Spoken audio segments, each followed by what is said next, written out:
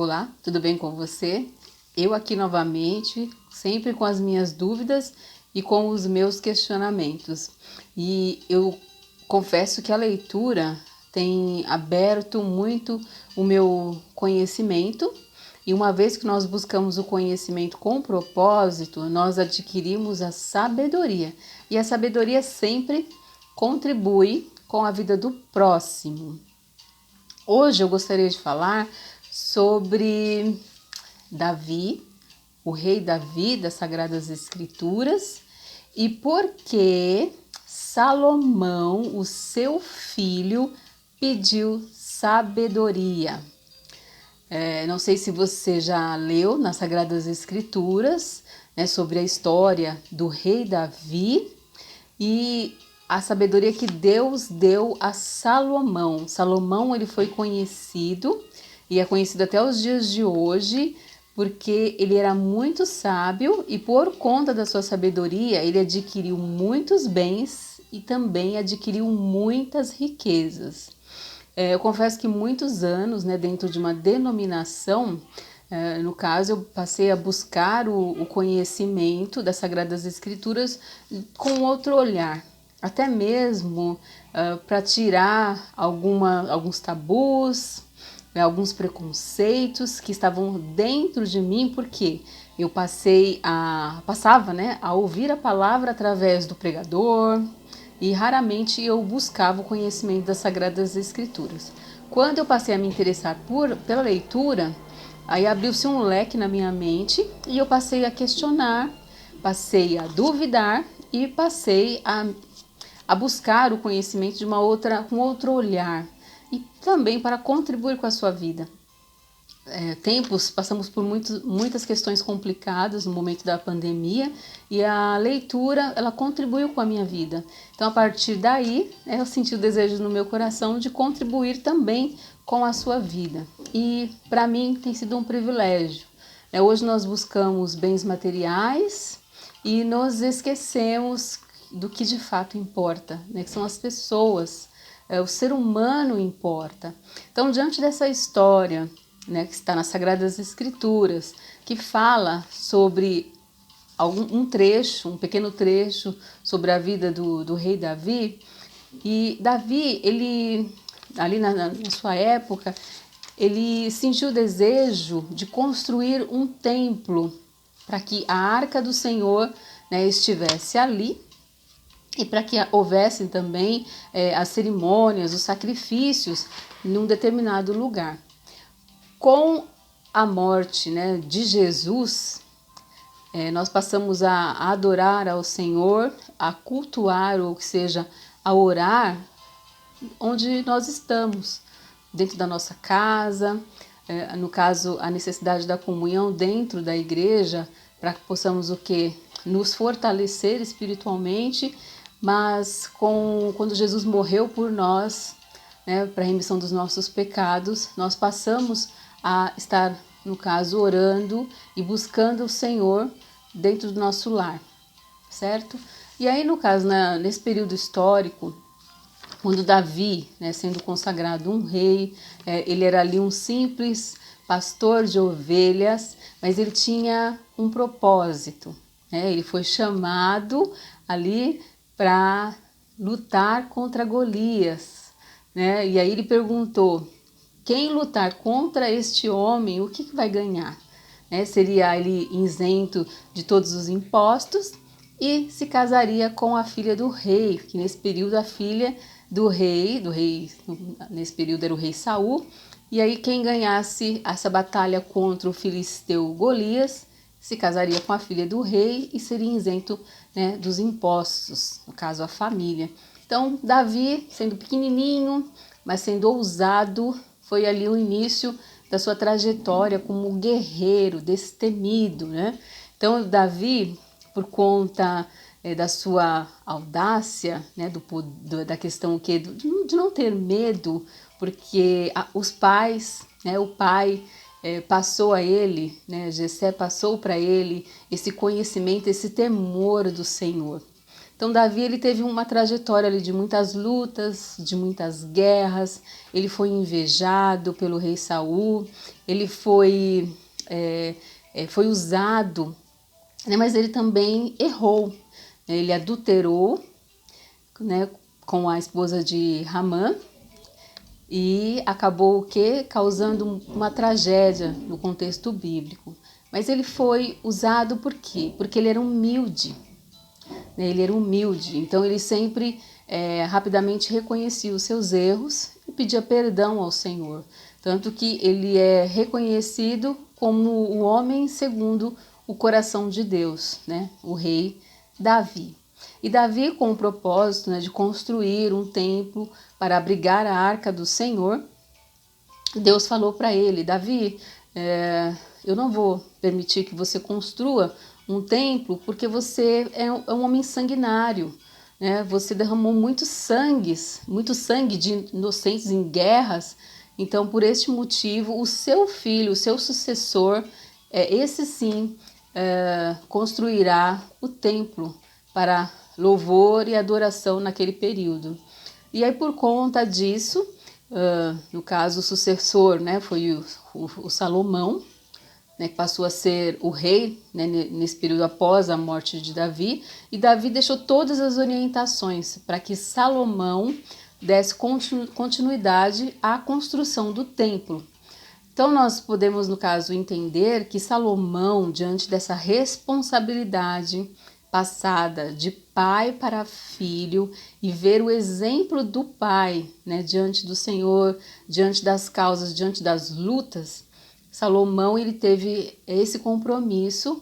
E aí então, no momento, ele pediu: Senhor, dá-me sabedoria para a construção do templo, porque o pai deixou, né, todas as coordenadas e as pessoas responsáveis para determinadas tarefas. E para o quê? Para que Salomão também governasse um povo que era muito numeroso. Então ele tinha, no caso, essa responsabilidade que foi passada de pai para filho, o rei Davi e, consequentemente, o seu sucessor, o rei Salomão. Então, por conta de Salomão ter pedido a Deus sabedoria, muitas pessoas de outras províncias, de lugares longínquos, vinham, né, ali consultar a Salomão e traziam muitas riquezas. Então, por conta disso, ele se tornou um homem muito rico também. Então, eu gostaria de falar um pouquinho sobre propósito. Qual é o nosso propósito, né? Como seres humanos, como pais, como educadores e até mesmo o que nós podemos fazer de diferente no nosso meio, onde nós vivemos, com as pessoas nas quais nós convivemos, né? Então, eu procurei no dicionário propósito. Propósito quer dizer o seguinte: é aquele que busca alcançar um objetivo. Todos nós nascemos, né, com um propósito. Aí, passando o decorrer da vida, isso se torna muito mais tranquilo e isso passa, no caso, a incomodar. O meu propósito, como propósito de vida, é ser facilitadora. Eu quero ser facilitadora na vida do próximo, daquele que cruze o meu caminho. E como eu gosto de ler, por que não, né, passar o conhecimento? Então, o meu objetivo é te incomodar para que você possa refletir. Eu não detenho de todo o conhecimento, tenho buscado resposta para os meus questionamentos e às vezes o meu questionamento, a minha dúvida pode ser a sua também. Então, quando nós temos um propósito de vida, um objetivo, as coisas se tornam muito mais leves, embora, né, passamos por muitos obstáculos, dificuldades, e que essas venham, no caso, nos fortalecer. Então, a pergunta que eu te faço: o que te motiva a viver? O que faz você levantar todos os dias da sua cama e falar: não, hoje eu tenho que fazer algo diferente, né? Com um propósito, com um objetivo, né? E as suas decisões, né? No caso, as suas escolhas que definem, né, exatamente qual é a decisão, qual o caminho que se deve tomar. E, consequentemente, nós temos mas baseado nas nossas decisões, isso vai refletir lá na frente, lá no futuro, né? Então que possamos fazer as nossas escolhas de uma forma que seja tranquila, para que isso não venha impactar nas nossas decisões que venham influenciar no nosso futuro de uma forma negativa. Então, quando nós falamos aqui do rei Davi e da responsabilidade que o rei Davi passou para o seu sucessor, o seu filho Salomão, aí eu te pergunto também, nós, como seres humanos, o que nós temos para deixar como legado? Porque a vida é uma fumaça, né? E logo, logo nós deixaremos de existir. E o ser humano, infelizmente, tem um prazo de validade, né? Então, quando nós lemos aqui nas Sagradas Escrituras, quando nós abrimos lá no livro de Crônicas, no capítulo 29, no versículo 18, quando Deus, no caso, diz, né, que Salomão seria o sucessor de Davi, Davi, como pai, ele passa a orar pelo filho. Então, eu gostaria de te convidar a abrir as Sagradas Escrituras, lá no livro de 1 Crônicas, no capítulo 29. Capítulo 29, 18 e 19... Davi, ele ora pelo seu filho. Aqui diz, né? Senhor Deus dos nossos pais, Abraão, Isaque e Israel, palavras de Davi. Conserva para sempre no coração do teu povo estas disposições e pensamentos. Inclina-lhe o coração para contigo. E a Salomão, meu filho, dá um coração íntegro para guardar os teus mandamentos, os teus testemunhos e os teus estatutos, fazendo tudo para edificar este palácio para o qual providenciei. E aí, praticamente, o livro de 1 Crônicas fala das instruções nas quais Salomão deveria seguir para a construção do templo. E hoje nós vemos aqui em São Paulo, ali na região do Brás, uma réplica, né, segundo os seus idealizadores, que seria ali intitulado como o Templo do Salomão, né? Então, hoje na região onde foi construído esse templo ali, nesse contexto histórico em Israel, não existe. O templo foi destruído por conta de guerras. Então, os utensílios, as louças foram levadas para outras regiões. Então ali só se encontra ruínas. Eu não tive oportunidade ainda de conhecer a região de Israel, um sonho do meu coração. Quem sabe um dia Deus me dará essa oportunidade. Então, no capítulo 22 de 1 Crônicas, diz a questão quando Deus fala para Davi: Davi, quem vai construir o templo é o seu sucessor. E o motivo pelo qual você não vai poder, né, construir esse templo. Então diz ali no capítulo 22, do 6 ao 9.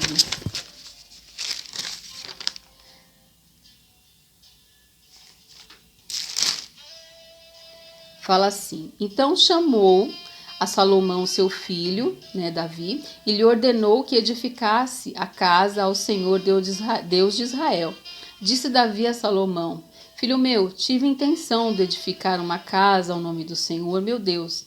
Porém, a mim me veio a palavra do Senhor dizendo: tu derramaste sangue em abundância e fizestes grandes guerras.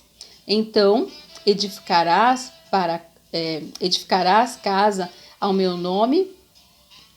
Não edificará casa ao meu nome, porquanto muito sangue tem derramado na terra na minha presença. Eis que te nascerá um filho, será um homem sereno, porque lhe darei descanso de todos os seus inimigos em redor. Portanto, Salomão será o seu nome. Paz e tranquilidade darei a Israel nos seus dias. No caso, você não vai construir o templo, porque tu derramaste sangue em abundância e fizestes grandes guerras. Não edificarás casa ao meu nome, porquanto muito sangue tens derramado na terra na minha presença. E aí, no caso, Salomão, ele seria um homem, no caso, né, que teria, no período em que ele governaria, teria paz e tranquilidade, né? E aí, no caso, Salomão teria a responsabilidade de construir o templo do Senhor.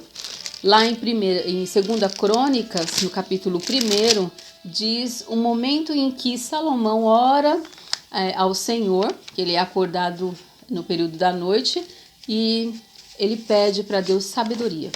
Em 2 Crônicas, no capítulo 1, do 9 ao 12, diz assim, eu lerei no versículo 7, tá? Naquela mesma noite apareceu Deus a Salomão após a morte de Davi, e ele, no caso, ele já era rei, e lhe disse, pede-me o que queres que eu te dê. Naquela noite apareceu Deus a Salomão e lhe disse, pede-me o que queres que eu te dê. Respondeu-lhe Salomão no versículo 8, de grande benevolência usaste para com meu pai Davi, e a mim me fizestes reinar em seu lugar. Agora, pois, ó Senhor Deus, cumpra-se a sua promessa feita ao meu pai Davi, porque tu me constituíste rei sobre um povo numeroso como o pó da terra. Dá-me, pois, agora sabedoria e conhecimento, para que eu saiba conduzir-me à testa deste povo, pois quem poderá julgar a este grande povo? Disse Deus a Salomão, porquanto foi este o desejo do teu coração, não pedistes riquezas, bênçãos ou honras, nem a morte dos que te aborrecem, nem tampouco pedistes longevidade, mas sabedoria e conhecimento, para poderes julgar o meu povo, sobre o qual te constituí rei. Sabedoria e conhecimento são dados a ti. Te darei riquezas, bens e honras, quais não teve nenhum rei antes de ti, e depois de ti não haverá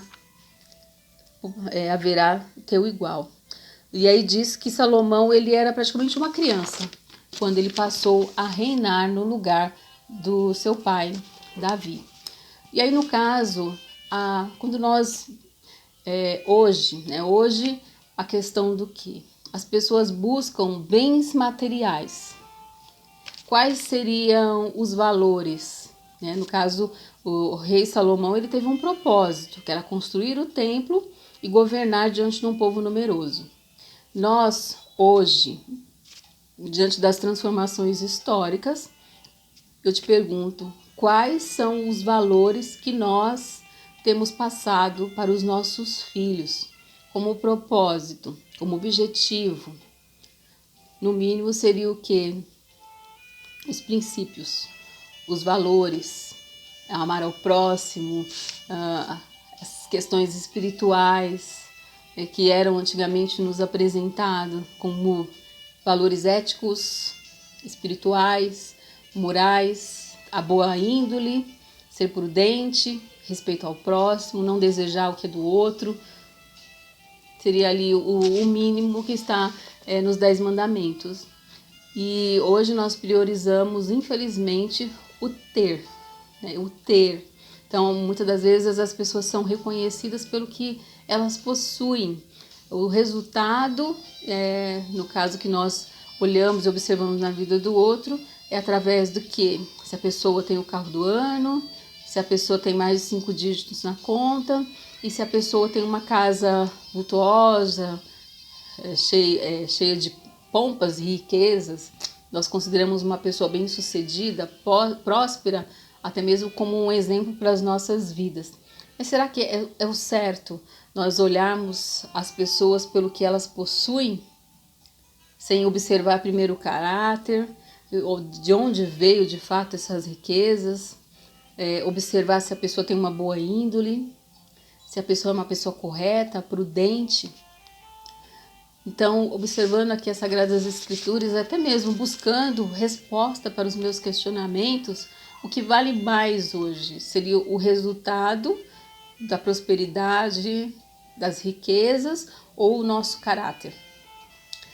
No caso, Salomão, ele designou, o rei Davi designou uma tarefa para o filho, e ele teve essa responsabilidade como objetivo, como eu já disse. Mas nós, como pais, como educadores, o que nós passamos para aqueles que estão ao nosso redor, nós damos testemunho, porque muitas das vezes as pessoas dizem, né, para ser igual a esse, eu prefiro não seguir esse caminho. Então, se nós temos base para julgar ou apontar o dedo para o outro que está fazendo errado, nós podemos também fazer a diferença. Então, que possamos buscar isso. E aí, por conta de muitas transformações na história, muitos conceitos passados de uma forma errônea, até mesmo pelos meios de comunicação, que hoje está fácil nas nossas mãos, como o celular, o tablet, a televisão. Então, muitas informações, elas são distorcidas, até mesmo para que venha o que trabalhar na nossa mente, para que aquilo que muitas das vezes é o errado passe a ser certo.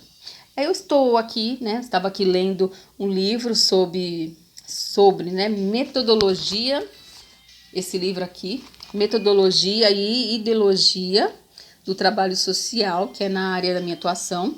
O escritor é Vicente de Paula Faleiros, e ele diz na questão do que quando nós, como indivíduos que fazemos parte de um meio, de uma sociedade capitalista, aí ele aponta a questão do que quando nós deixamos de participar dos meios de produção, simplesmente passamos o que a pedir, ajuda para o Estado, uma assistência social, uma ajuda de custo, até mesmo para passar para continuar existindo, uma questão de subsistência. Então ele diz aqui na página 128 do livro, primeiramente fala sobre uma situação problema. O que seria um problema? Segundo Balbina Vieira, ela fala que o problema é tudo aquilo que nos é apresentado e que é difícil de explicar ou resolver, certo? Ponto. Isso é um problema. Tudo que é nos apresentado que é difícil de explicar ou resolver. E aí o escritor Faleiros, diz o seguinte sobre o que é o problema. No caso, apresentando um indivíduo, um ser humano, o que é um problema. O problema é o indivíduo que, infelizmente, não é produtivo ou deixa de ser produtivo. No caso, uma pessoa que está fora do mercado de trabalho, não contribui com o orçamento do seu lar, seja uma dona de casa também, que está ali trabalhando, mas não é remunerada. Muitas das vezes essa lavagem é feita em nós para que venhamos a criticar. Por que essa pessoa não tem resultado? Ela está dentro de casa, não trabalha por quê? É como se fosse uma obrigação dar resultado, ou até mesmo aquele aposentado que está em casa, já contribuiu anos, no caso no mercado de trabalho, hoje está em casa, muitas das vezes depende de um salário mínimo, muitas das vezes é o arrimo da família, porque a família inteira depende daquele valor para que possa existir. E muitas das vezes nós, com aquele olhar de julgamento, passamos a criticar essa pessoa, porque ela não tem bens materiais, não trabalhou o suficiente. Aí vem a questão da meritocracia, eu trabalhei, eu consegui. E nas Sagradas Escrituras diz que por mais que a pessoa seja próspera, o poder vem do nosso Deus. E por mais que a pessoa tenha, mais lhe será cobrado, porque daqui nada levamos.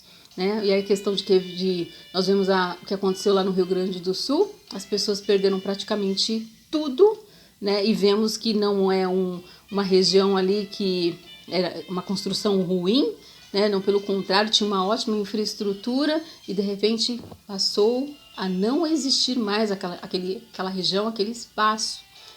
Então a questão não são os bens materiais, mas como lidar com as questões emocionais. Então eu falo aqui, nesse trechinho da página 128 desse livro de metodologia. Metodologia e ideologia do trabalho social. Diz aqui: por que o indivíduo se torna um problema? Por um lado, quando ele se sente infeliz, ou por outro lado, quando deixa de ser produtivo. Assim, à medida que o indivíduo se torna improdutivo por perturbações pessoais ou certas circunstâncias, ele se torna um problema, pois já não pode contribuir ao processo de acumulação de capital e convivência social. Então, se nós, como seres humanos, falhos, adoecemos, passamos a ser o quê? Um problema para o Estado, um problema para a família, e passamos o que? A ser improdutivos. Isso é colocado na nossa cabeça, que a partir do momento que nós não estamos inseridos no mercado de trabalho, nós deixamos de ser produtivos, passamos a ser um peso. Entende isso? Eu gosto de refletir sobre aquilo que eu leio, né? E a questão que é até mesmo das Sagradas Escrituras. Nesse momento, eu estou lendo o livro de Jó. Então, no livro de Jó, para se ter uma ideia, Jó ele era um homem rico, próspero, e em questão de poucos dias ele perdeu 10 filhos, perdeu tudo aquilo que ele tinha, né? E um exemplo aí é a região do Rio Grande do Sul, em que as pessoas praticamente perderam tudo, perderam seus entes queridos, perderam a história, perderam a localização geográfica, perderam os seus vizinhos, seus amigos. E aqui Jó, além de tudo, de ter perdido tudo, ele ainda ficou doente. Aí uma passagem do livro de Jó que eu fiquei pensando e me deixou assim muito triste, foi quando ele disse que quando ele tinha tudo, as pessoas paravam para dar atenção para ele. Mas no momento que ele perdeu tudo, é como se ele deixasse de existir. Aqui no livro de Jó,